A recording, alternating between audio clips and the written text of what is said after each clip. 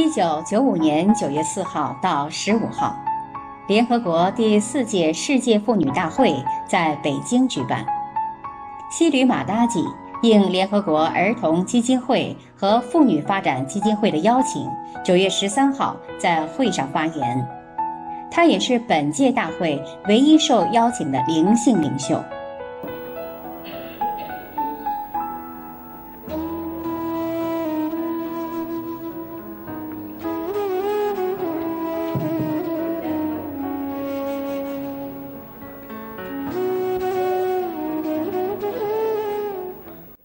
Nirmala Shri is a spiritual mother and the present head of Sahaja Yoga. Sahaja Yoga. Yes. I'm very much looking forward to hearing what you have to say, because I'm sure that you have touched the lives of many women around the world. I'm looking forward to be touched by you today.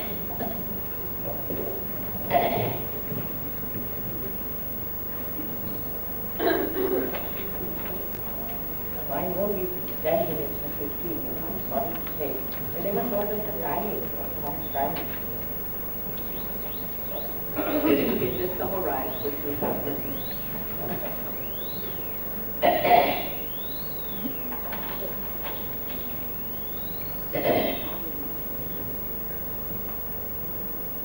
Brothers and sisters of the world, it is a great honor for me to talk about global problems of women in front of this distinguished assembly.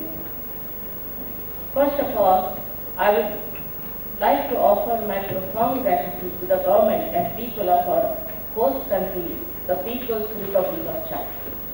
I have had the privilege of visiting China on 2 previous occasions, and I am a great admirer of the wisdom and culture of this great nation that I have visited. This is beyond my imagination, the most glorious time in the history of the world, that at this time we are so much aware of the problems of women. Women as a whole have definitely suffered over the ages, as the previous lady has told you, because we have not realized that their importance is, what their importance is and what their proper role is in human society. Society itself, which is her creation, tries to control or put down the woman. In the East, we can say that due to fundamentalist influence, women have been under great pressure, and their morality is based on fear rather than freedom. In the West, they have fought for their freedom, but what they have attained is studious freedom. The women in the West have freedom to abandon all social and moral values. Thus, in the East, we can say that most of the women are timid, oppressed, and cannot express themselves, while in the West we find most of the women are reduced to a sex activity. They are keen to expose their body, their anxiety is to appear in fashion advertisements, and rarely seek popularity. Most of them accepted this position because otherwise they could not have survived in that chaotic world of the West. What most of the women in the East regard as very humiliating and degrading is regarded as something very glorifying in the West. I have seen both the worlds very deeply, and I feel that unless and until we bring a new culture by which women from the East and West can both rise in their own esteem and express themselves in such a way that they create high moral standards for their society. Women neither in the East nor in the West will rise to their full stature of feminine speciality. The speciality is that if women are respected for their womanhood, understanding what they are capable of and how they can empower themselves, with all the education needed, all the security will be provided to them, and they will provide security to the society. All the fundamentalists who talk of religion expect women to be absolutely moral, and the men can do whatever they like. I feel we have to educate men more than women. Because the idea of war comes also only from the men beginning.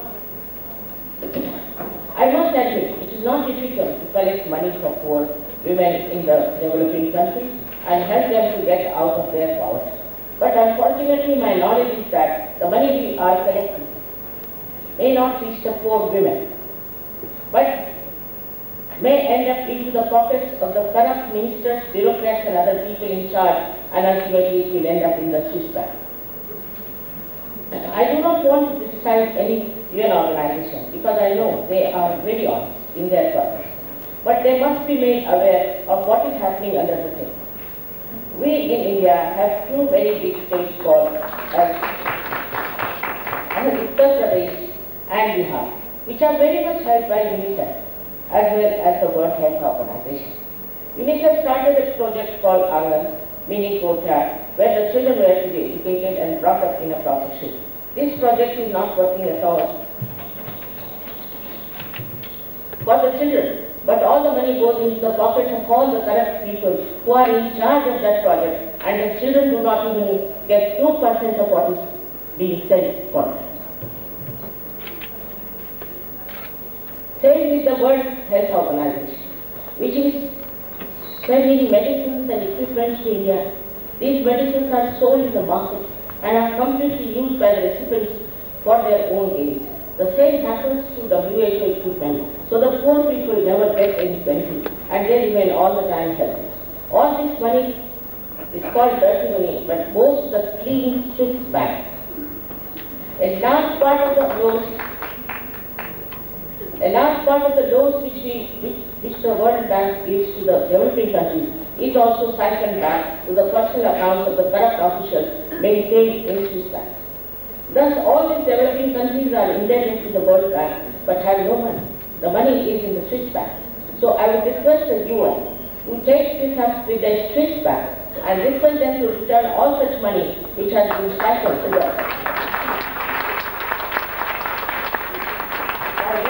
people and give this money to the UN so that the UN can utilize it for the education of women and other purposes as well as for distributing to people under very effective vigilance.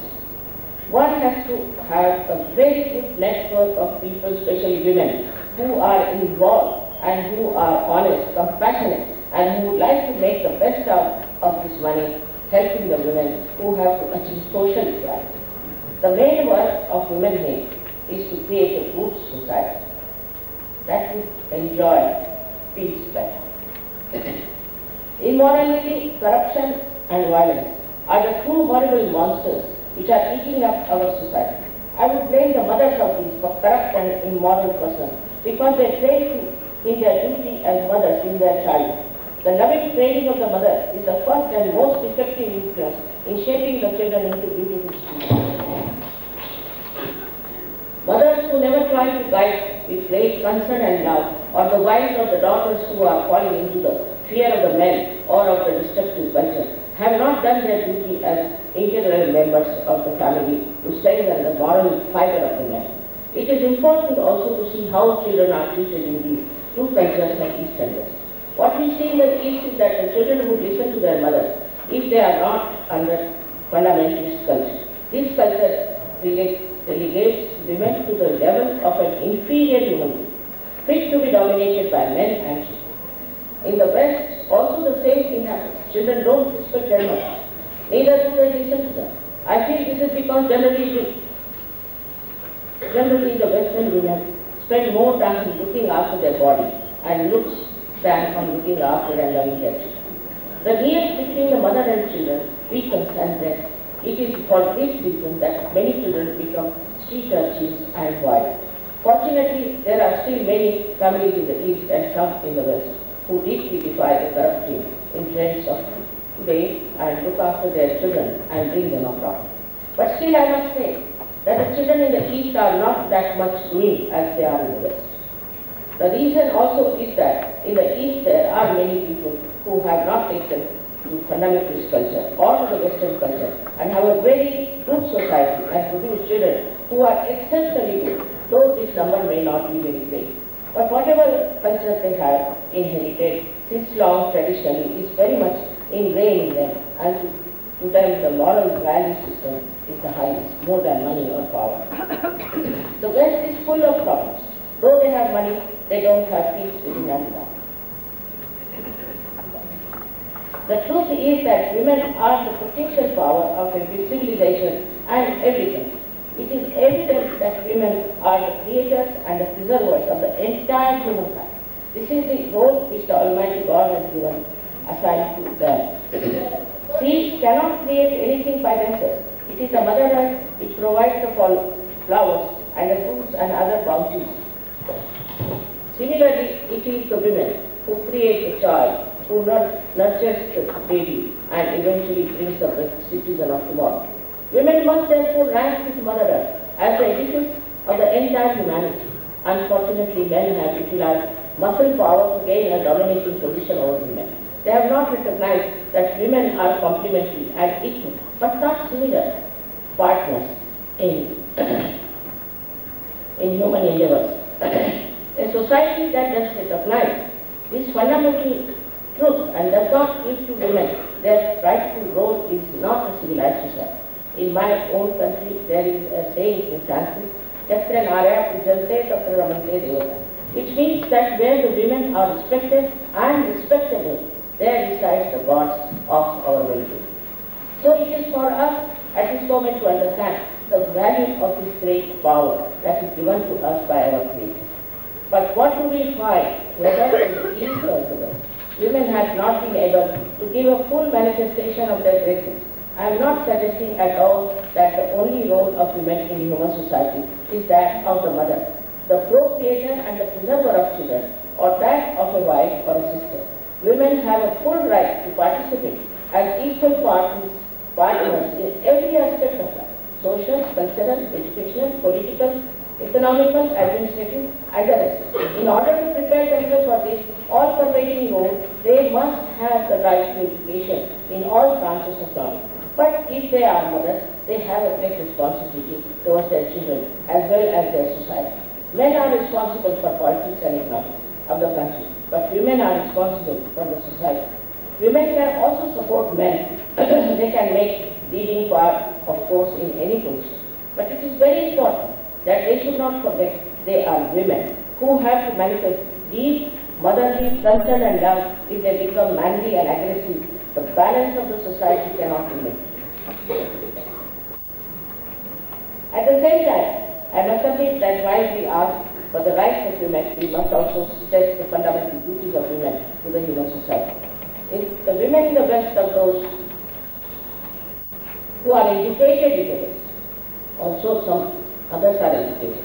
I have gone to the other extreme when they are taking to political, economical, or administrative roles to compete with men.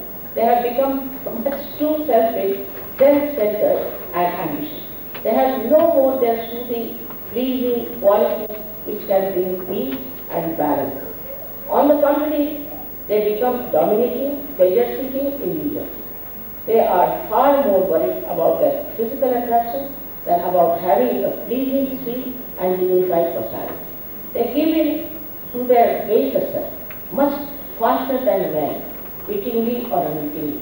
All this leads to chaotic societies, and children grow up into street urchins preparing for wars. What we need is a balance between the two extremes. We need women as equal but not similar partners with men, but with a subtle understanding of the nature of men and how to bring them into the center with their inner balance. We need balanced women in order to have a balanced human race with peace within itself. You might say, oh, this is excellent in thought, but how do we achieve this state of balance? How do we stem the tide of diseases, corruption, immorality, immaturity, and violence? How do we end the present state of conflict and confusion? How do we bring about peace within every mind and heart? I very humbly submit that there is an answer to these questions. There is a new way. If you permit, should I tell them to ministry? Yeah, if you can just help them, because you have 3 more minutes. Okay, you have 3 more minutes. Whatever I am going to tell you now is not to be taken for granted. You should, of course, have your minds open at times and treat whatever I am saying as I have got it. If this hypothesis can be proved, then you have to accept it as honest person, as absolute truth, because it is for your benevolence. It is for the benevolence of your family. It is for the benevolence of your country and for the benevolence of the whole world. I am here to tell you about the last breakthrough of our evolution. This breakthrough of our evolution is in our awareness, has to happen in this modern time, and has been moreover recorded in the writings of many seers. These are the times called as the decadent times, last called by great Saint Vyasa, who has written the Gita. And it is the decadence of humanity that we see around in every way possible. And unless and until we improve that, what cannot be avoided. Now I would like to tell you the secret knowledge of our inner being, which was known in India thousands of years back. For our evolution and spiritual ascent, there is a residual power within us, which is located in the triangular bone at the base of our spine. This residual power is known as Kundalini. Though the knowledge of this power was available thousands of years back in India, the awakening of the Kundalini was done traditionally on an individual basis only. One guru would give awakening to one disciple. As a result of that awakening, what happens is that you achieve your self-realization, yourself. Secondly, when this power is awakened, it rises and passes to 637 energy centers in your body, nourishing them and integrating. Ultimately, this power breaks through the fontanelle bone area, called as the Talu or the Brahmaranda, and connects you to the all-pervading power of divine love, which is described in the Bible also as the cool breeze of the Holy Ghost, also in the Quran as Ruh, and also in the Indian scriptures as Param Chaitanya. Patanjali has called it as Ritambara. Whatever the name, this is a power which is all-pervading, which does all the subtle works of living process of evolution. The existence of this all-pervading energy is not felt before realization, but after self-realization, you can feel it on your fingertips or at the center of your palm or above the fontanelle bone area. Moreover, this process has to be spontaneous. Sahaja means it and Ja means born. That means the right to get this union with the all-pervading power of divine love is the birthright of every human. Our mental energies are limited. Our limited mental energy, which is linear in movement and has no sustenance of reality, reaches a point and stops. From there it boomerangs, and all the mentally linear movement comes back to us as a punishment sometimes. So now we need more energy, higher energy, deeper energy, and for that this happening has to take place if you don't want to have another war. I must say that in the West, I have met many people who are true seekers of truth and are fed up of artificiality of the Western life. Also, they didn't know what they were seeking sometimes, and they have made lots of mistakes. They have gone to false gurus who have taken lots of money, and the people have become bankrupt and mentally and physically handicapped. The one thing you must know that the awakening of the Kundalini and thus achieving self-realization is a living process of evolution for which we cannot pay anything. It is like putting a seed in the Mother Earth to sprout, because Mother Earth has the power to sprout.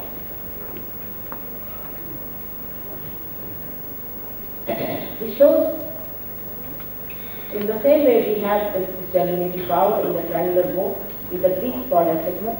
This is a 3.5 point energy. This shows that the Greeks knew that this was a sacred bone, and hence they gave the same name Sekla. Actually, in some people you can see this triangular bone pulsating and the Kundalini very slowly rising. But there are many who have got self-realization.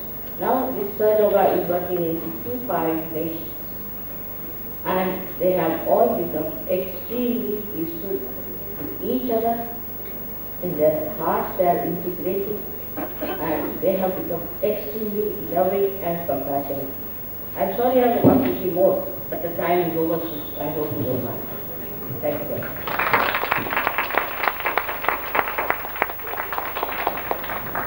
Thank you very much. I'm so sorry that you have to rush over the key points. Very good. So there are copies of this paper that we can all have. And I think the beauty of it is that it points to a method that we can all use for self-realization that will help us to become peaceful people and have peaceful relationships with others. That's what I gained so far from what you said. I hope I got the right message. Thank you very much. Okay, thank you very much. I would now like to call on Bernadette. 同日，希律马达吉首次在北京下榻的酒店主持了萨哈加瑜伽座谈会。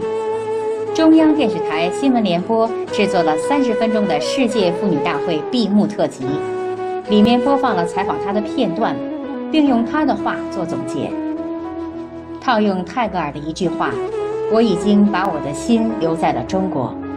假如你们中国人邀请我，我必定回来。”